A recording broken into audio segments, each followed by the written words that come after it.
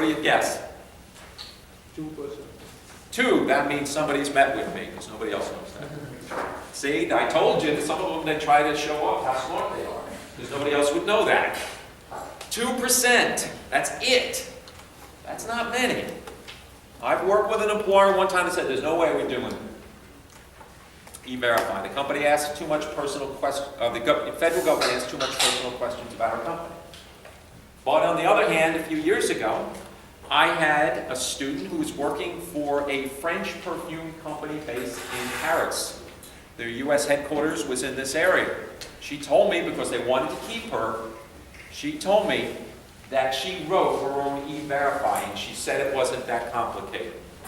Now the reason that they want to do this is because of the H-1Bs. How many H-1Bs? Let's see how many can get this one. And I just confirmed the number with ISSS just the other day.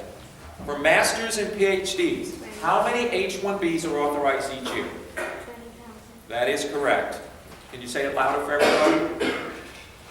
Say it louder, please. 20,000. 20,000. That is it. If you're not aware, those are generally done in a day or so. That's one reason for you international students, sometimes they're reluctant to hire you because there's no guarantee that they can keep you. So the things that you definitely need to know is OPT. If you're a STEM student, make sure you understand what that means, E-Verify, and H-1B. So somewhere along the line, you might have to explain it to somebody. Okay, final thoughts. Your job search is a full-time job. The expression we use is finding a job is a job. It's not 10 minutes per day. It doesn't work like that. At least 10 to 20 hours a week. Well, for most of the students here, it says consider outside of Center City. A lot of the undergrads don't want to leave the area. But I'm assuming that most of you, heck, you're professionals, you're becoming expert in your field, you're willing to go where the best opportunity is. I'm hoping that's true. Okay, you want to let everybody know what you're looking for. As it says here, you have to tell them what you want. That's what I was touching on earlier. What is it? The type of position that you're looking for. And I love this quote. Luck is what happens when preparation means opportunity. Many times, students will come in and tell me that they had luck. I'll give you an example. I had a student a few years ago, biomedical engineering, and she was looking for a grad co-op. It happened to be there was some sort of event on campus. There were about 20 companies, only one biomed company. So she goes, I'm not going to go. Well, I can bother for long. You probably don't know where the story's going, but she goes, she talks to the rep, and what ends up happening, she's offered a position with them. So you want to use all resources that are available to you. And the main way, as you know now, is doing these informational interviews, networking with people, letting them know, making sure that you're clear on the type of position that you're looking for.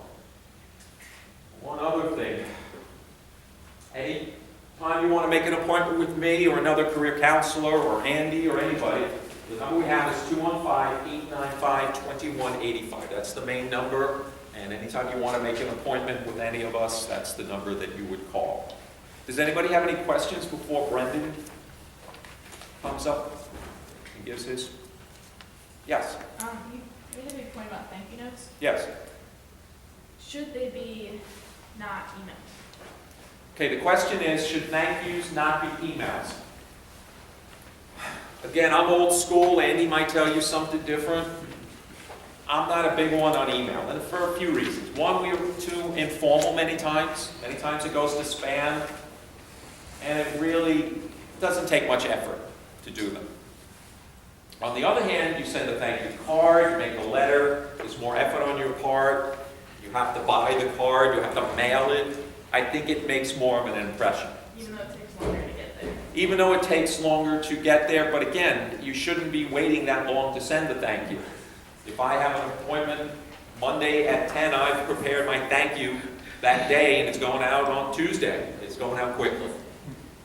Few comments I'll add to that. Can I have a slightly different take on that? I don't mind receiving a handwritten thank you note. I've gotten Oh, I love handwritten. Well, the difference is if you have handwriting like myself, Oh, then me you don't too. want to write it, and it has to be professional. I mean, my handwriting has just gotten so bad. I'm like a doctor writing a prescription. You'll never read what I'm putting down. So if you have good handwriting, just write it very professionally, be good on that. If you do go electronically, sometimes it gives you an opportunity though, if you did discuss something about your, let's say you're doing an informational interview and the person didn't have your resume, that's a way to potentially introduce it. Thank you very much for taking the opportunity to discuss XYZ with me. During our conversation, you asked for a copy of my resume. Here's a copy. Feel free to share it with your contacts. Or feel free to share it with, maybe you mentioned somebody that works in a different company. Feel free to share it with Bob, who you mentioned worked at this company. So I can give you an avenue to introduce some other information if you do it electronically that you might not be able to do. Yeah, I agree. I love the handwritten ones as long as it's legible. Yeah. And like Andy, my handwriting's gotten so bad. And some obvious thing, well, I think it's obvious, but things I've seen over the years, you don't want to put perfume or cologne scent on the thank you note. I've received one of those in my past, I don't know why. You don't want that. You don't want like flowers or stickers put on it. Keep it professional, will be fine. Again, some of these things I think are obvious, but I've seen them from university students, so. Yes, sir. Is a thank you call out of the question? I Can you call them back? And would not call. No, I would not do that. And I think if you use Drexel EDU as the email domain, it has a better chance to go through filters. Probably so. Sure, I think so. Because I agree, spam filter is a big. Yeah, you want to make sure that It's a the big person deal. gets it. But to me, again, by showing that extra effort, think about it. They're deciding whether or not to hire you for a job. Shouldn't you go a little bit above to make them know that this is something that you really want? To me, it's worth a stamp. To me, it's worth sending a card or a thank you. One thing I'll point out, there's something that you mentioned brings up an interesting point, just about the email addresses. I personally would try to stick with it, at least while you're at Drexel, the .edu address. I have a lot of students that use Gmail, Hotmail, and sometimes they have it auto-forwarded to the university system. And for some reason, I don't know if that transfer Right. always works. I've heard it doesn't. I don't auto-forward stuff myself to a different account, so I don't know. But I've just heard students, employers have said, I never got that message. When I've looked into it, they said, well, I'm having Drexel auto-forward it to Gmail or Hotmail. I'm not confident that transfer of information always happens. The other thing to point out, sometimes if students have a Hotmail or Gmail account, it just might not be a professional sounding name. Hotmail, bad, such and Gmail. We laugh, I've seen it. We've all Sometimes seen people it. are trying to be cute, they're trying to be funny, and it just backfires. So the .edu, your name, .drexel.edu is always a safe one to go with. Do you know how long after graduation you have access to Drexel email accounts? Because that's always My understanding is technically it's 2 years, same with Drag and Drop, same with getting a Drexel one. From what I've heard though, is sometimes that auto cutoff doesn't happen and you may wind up getting it later. But don't hold me to this, but I'm pretty sure it's, the official term is 2 years, but it might go even longer. Yes. I was just gonna say, you can set up the forwarding, like you go onto Drexel One or wherever. I mean, it's been pretty flawless for me. And that's what you can do when you graduate, and then you'll always have that email address. Yeah, Are you a computer science major? No. Okay.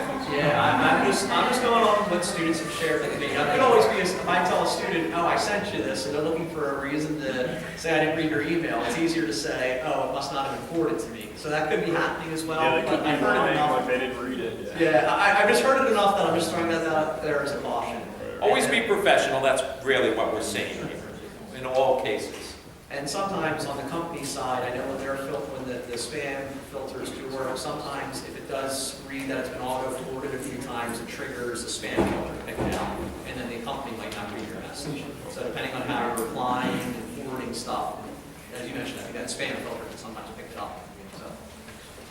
Anything else? I'm going to let Brendan come up and you're going to learn about what you can do in the library. Well, great. Well, thank everybody. Good audience. A lot of fun. Hope you learned something today. Remember, just don't depend on posted positions. That's the main point today. 80% aren't listed.